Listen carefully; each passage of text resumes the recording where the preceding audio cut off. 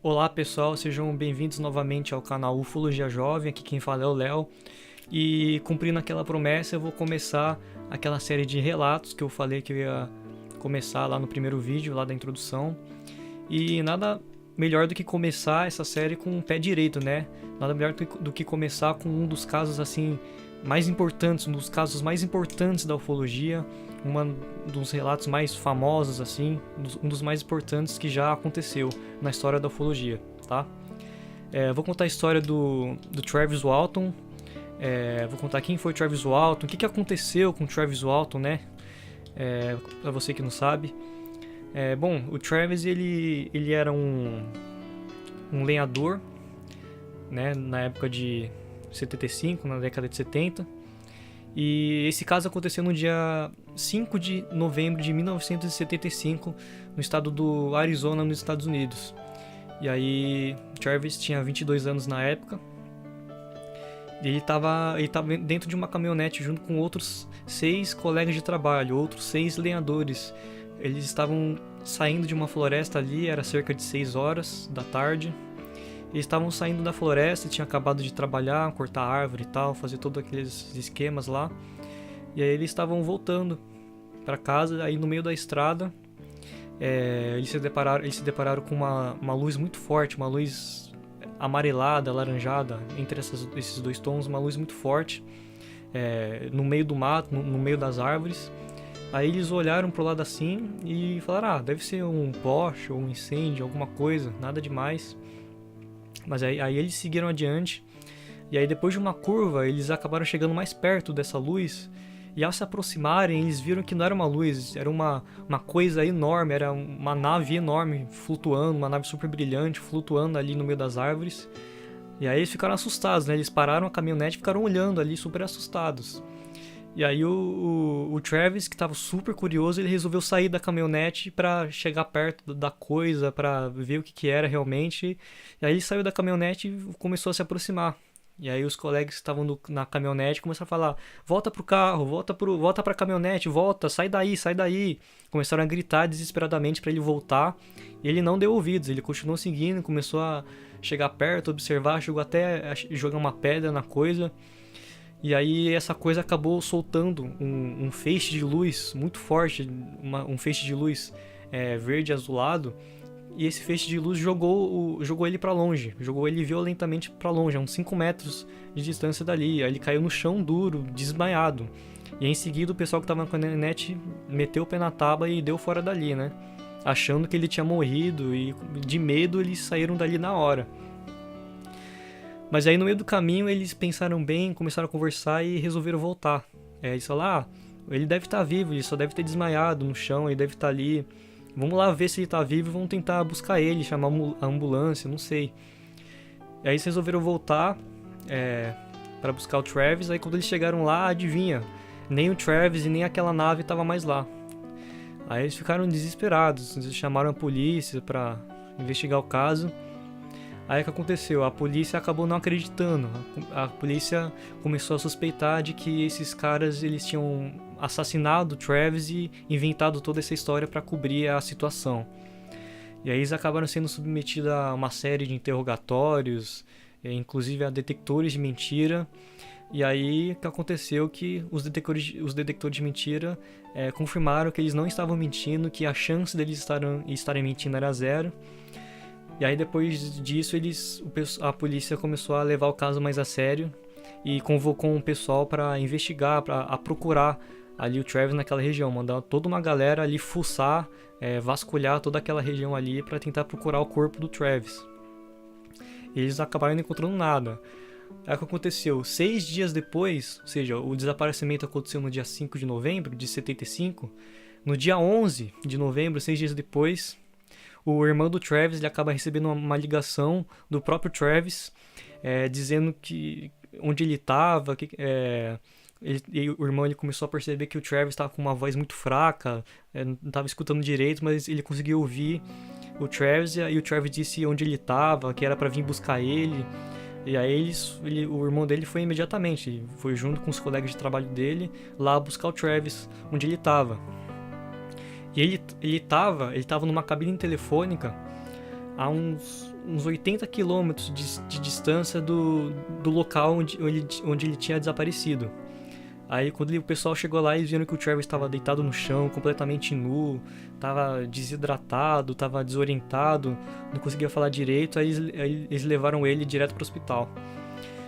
E aí o Travis ele não se lembrava de nada do que tinha acontecido, ele não fazia ideia do que aconteceu nesse tempo, porque para ele só tinha passado mais ou menos umas 5 horas, sendo que tinha passado 6 dias, ele não lembra de nada que aconteceu.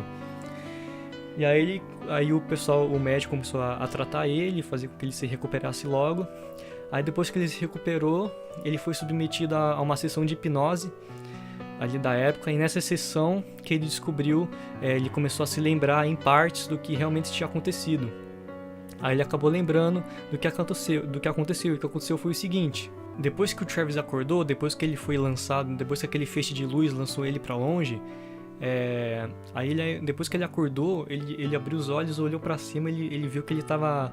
Ele no começo, ele achou que ele tava no hospital, mas ele tava em cima de uma espécie de maca, ele olhou pra cima, tinha um monte de luz em cima dele, brilhante.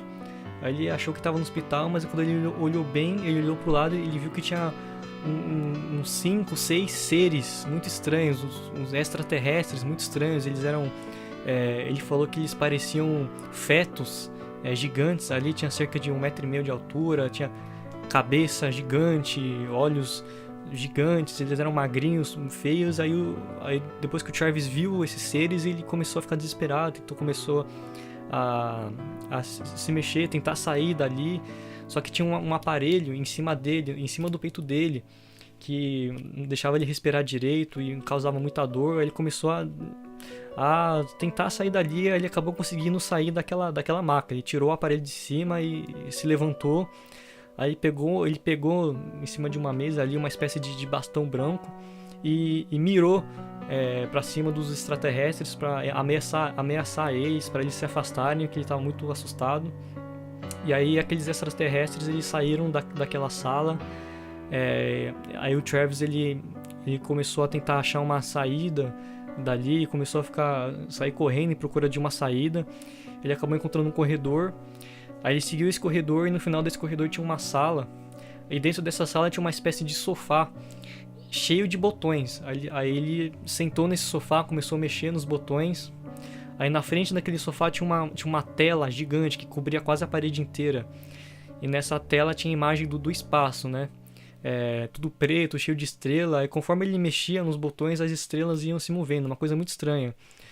Aí depois, segundos depois, apareceu outros 2 seres nessa sala. Só que esses 2 seres, eles não eram aqueles seres feios, cabeçudos, coisa estranha.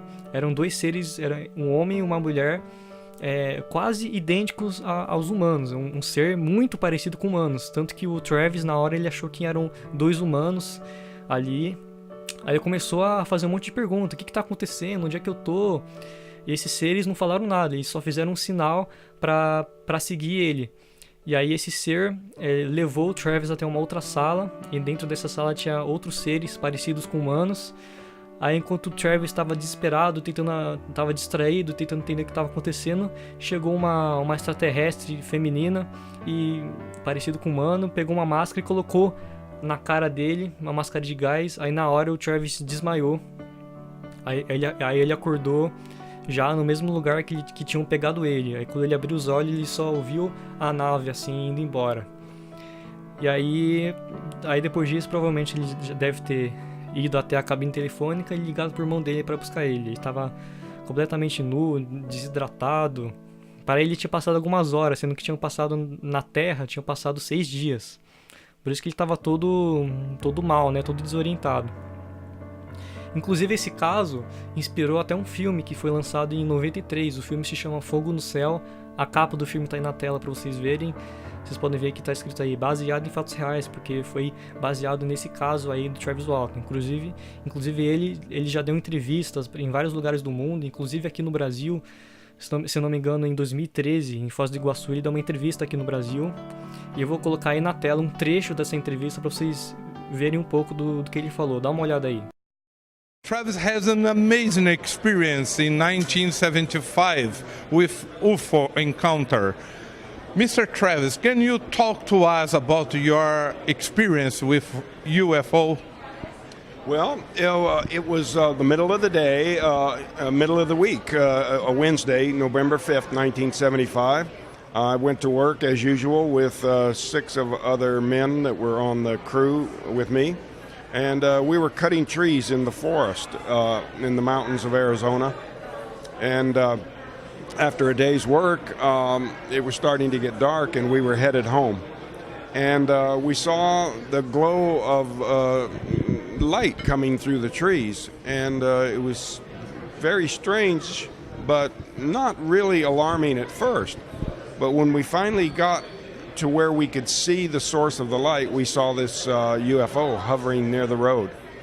And it was so close, there was no mistaking it. You know, you could have thrown a rock and hit it. It was, one of the guys in the back yelled out, "It's a flying saucer." And I threw open the door and I got out of the truck and I started towards it because I thought it would take off before I got very close. But it didn't leave, so, you know, the rest of the crew were getting pretty anxious and were yelling at me to get away from there. But when I got up close to it, it started to move and got louder. And so I jumped into a crouch and decided to do what the crew was yelling at me to do, is to run back to the truck. But when I stood up, my upper body got so close to the craft that some energy jumped from the craft through my body and knocked me 20 feet through the air. And the crew, you know, it was so violent that the crew thought I had been killed. And they said, he's dead, let's get out of here. So they drove away. And after they overcame their fear, they came back to see if they could help me, but they saw the craft leave and it had already taken me.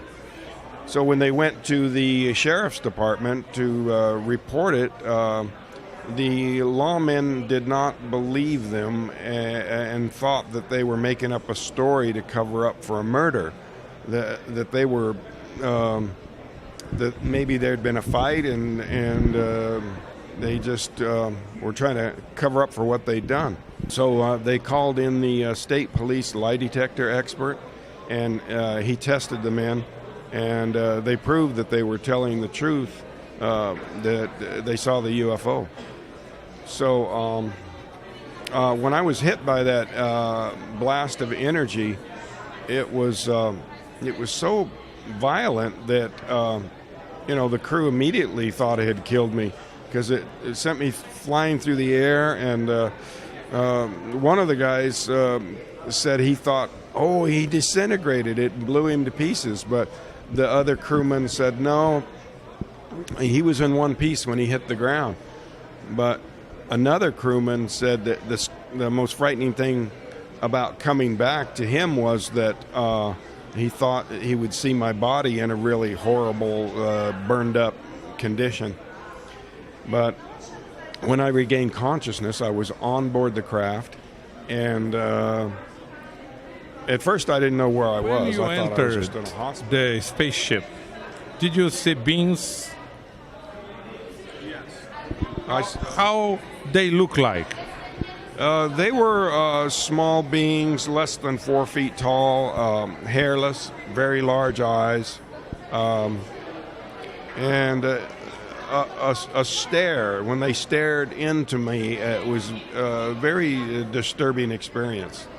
But the other beings that I saw looked like human beings. Some people call them Nordics, but I didn't know anything about those terms back then. I don't think the term Greys had ever been used at that time. Se vocês quiserem ver essa entrevista completa, eu vou deixar o link aí na descrição do vídeo, beleza? Se vocês se interessarem. O que eu tenho a dizer sobre esse caso é que, é muito comum esse tipo de abdução acontecer, e esses seres, pelo que eu entendi, esses seres são extraterrestres do tipo Grey, cabeçudo, magrinho, Não precisa ser necessariamente cinza, não existe só Greys cinzas, existem Greys verde, cinza, amarelo, cor de pele, como o caso do Travis, que pareciam, segundo ele, eles pareciam fetos humanos, né? Uma pele, cor de pele mais escura. Então eu acredito que sejam os extraterrestres do tipo Grey, que são eles que costumam abduzir e em seguida implantar alguma coisa na mente, implantar com uma substância com que faça a vítima esquecer do que aconteceu, não se lembrar de nada.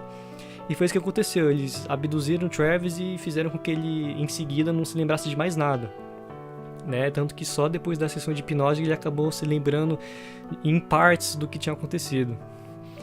Então essas ações, esse tipo de contato é muito comum dos Greys, eles abduzirem em área rural, à noite, e fazer experimentos, tanto que o Travis, quando ele estava no hospital, o doutor viu que tinha um furo no braço do Travis, e até ficou em dúvida se ele era um usuário de drogas, não sei, e ele até fez uns testes para descobrir se ele usava droga, e viu que não usava nada. E aí aquele furo continuou como alguma coisa inexplicável. Eles não conseguiram achar uma explicação para esse furo. Então provavelmente deve ter sido alguma experiência feita pelos Greys, pelos extraterrestres. É uma coisa muito comum. Os Greys sempre fazem abduções assim em área rural, à noite, fazem experimentos, depois devolve a vítima como se nada tivesse acontecido. E aí tanto que ele só lembrou depois da sessão de hipnose. É algo muito comum dos Greys. Bom, é isso. Esse é o meu comentário. Essa é a minha explicação e meu comentário a respeito desse caso. Espero que vocês tenham gostado. Não se esqueça de se inscrever no canal e comentar aqui embaixo. Curtir a nossa página no Facebook, que vai estar aqui embaixo na descrição. E até o próximo vídeo. Grande abraço.